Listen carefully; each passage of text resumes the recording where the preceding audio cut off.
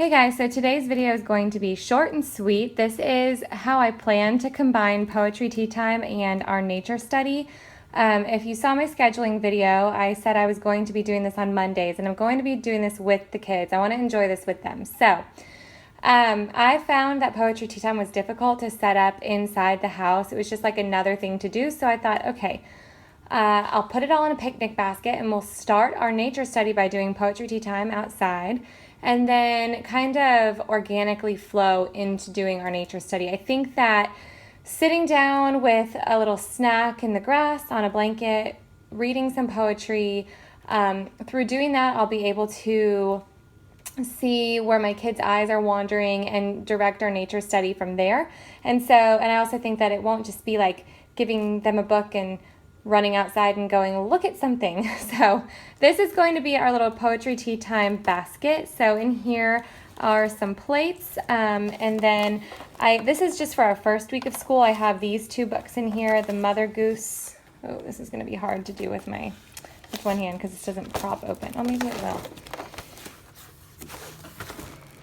Nope, not gonna.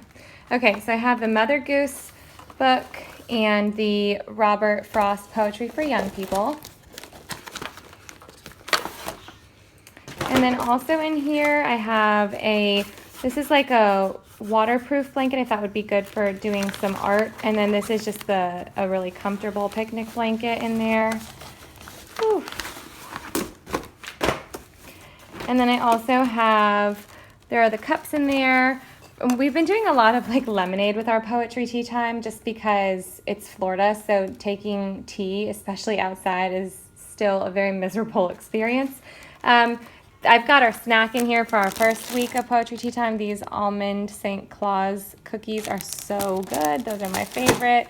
And then I have the Handbook of Nature Study. If you've read Pocketful of Pine Cones, then you are familiar with this, or many of you just may be familiar with this through doing your own nature study. I was very excited when I got this. It is humongous, but this is going to help a nature novice like me with helping my kids with their nature study as well. And then in the very bottom here, I have a really nice set of binoculars. And so this is going to be our family, kind of our family basket. Now I'll show you my basket, or my little tote bag. I'll be carrying this outside and I'll be carrying my tote. So in my tote, I have this. In Pocketful of Pine Cones, there are some questions at the end that will help you direct a nature study if you want. So I thought this would be good to have with me when we're outside. And then I've got my like grown-up watercolor set and book, and then the pan here. So this is going to be for my nature study. And then my kids, I just kind of threw everything over here. My kids have been wanting to do tie-dye, so I picked up the stuff at the store for them to tie-dye some shirts, but I also grabbed some totes for them to tie-dye to be their individual nature study totes. So we're going to do that on the first day of school, but then they also will have their watercolor sets and their nature journals, and then anything else that they want to put in there, they're welcome to keep in there, so it can just sit at the front door. And actually was inspired by the Jill's Frontier. I will put her website below. I went to one of her sessions at the homeschooling conference, and she talked about just making nature studies simple.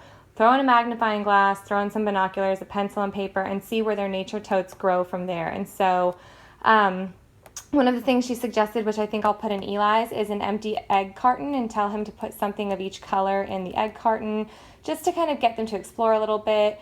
But yeah, so if the kids want to add colored pencils or markers or crayons or little bins and little storage containers to their tote bag, they are welcome to do so. They're each going to have their own, so I won't be having to keep track of all their little treasures. And then they'll also have their nature journals, I think I might have already said that, in their tote bag. So that's going to be our plans for nature study. If you guys do Poetry Tea Time or if you do nature study, let me know what works for your family in the comments below. I personally know that I could use all the help I could get with this. This is going to be our main focus this year, and I'm sure many more of us would appreciate any advice you have to share. So I will see you guys tomorrow for the last day. I can't believe tomorrow's the last day of back to school week. I have to say, I got so many video ideas and just some excitement toward these videos myself. I wrote down like 10 or 15 videos I wanted to do this week.